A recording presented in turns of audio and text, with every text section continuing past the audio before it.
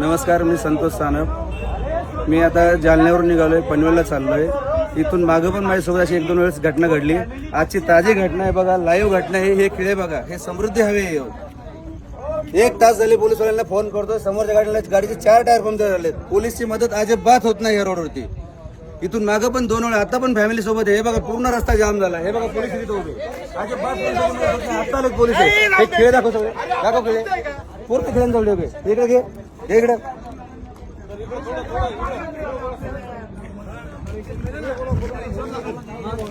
भाऊ, इथून मागून माझ्यासोबत अशा घटना 2 वेळा झाल्यात. तेव्हा पण मी पोलिसांना फोन केला, अजिबात पोलिसांची मदत होत नाही.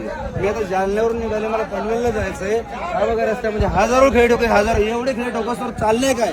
अर्धा रस्ता बंद करून जर चोर खेळ ठोकतात, पोलीस करतात काय? रोडवाले कॉन्ट्रॅक्ट करतोय काय? काय सुविधा आहे रोडला?